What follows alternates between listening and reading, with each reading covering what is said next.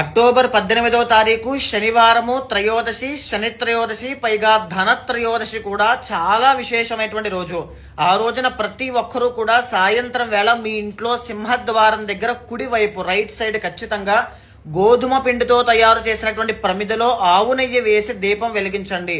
దీన్నే యమదీపము అంటారు. దీన్ని ఎవరైతే వెలిగించి అదే దీపాన్ని యమధర్మరాజుగా భావించి పూజిస్తారో ఇంట్లో మీ నాన్నగారికి కానీ, అమ్మగారికి కానీ, యజమానికి కానీ, కుటుంబ సభ్యులకి కానీ, మీకు కానీ ఆయుష్ దోషాలు ఏవైనా ఉంటే అవన్నీ తొలగించేస్తాను అని చెప్పి యమధర్మరాజే వరం ఇచ్చారు. కాబట్టి తప్పకుండా దీపాన్ని వెలిగించండి, ఆరాధన చేయండి. ఇక ఎడమ వైపున అదే రోజున సాయంత్రం వేళ రాగి చెంబు కానీ, రాగి బింది కానీ తీసుకుని అందులో నీళ్లు వేసి ఉత్తరేణి ఆకులు, తులసి ఆకులు వేసి ఆ బిందినే ధన్వంతరి స్వామిగా పూజించడం వల్ల ఇంట్లో దీర్ఘకాలిక ఆరోగ్య సమస్యలు రాకుండా ఇంటిల్లపాది ఐశ్వర్యంతో ఉండేటట్టుగా ధన్వంతరి స్వామి యొక్క అనుగ్రహం వల్ల అన్నీ దక్కుతాయి. అదే రోజు సాయంత్రం లక్ష్మీదేవిని, కుబేర స్వామిని పూజించడం వల్ల రుణ బాధలు కానీ, ఆర్థిక సమస్యలు కానీ ఉంటే ప్రతి ఒక్కటి కూడా తొలగిపోతాయి.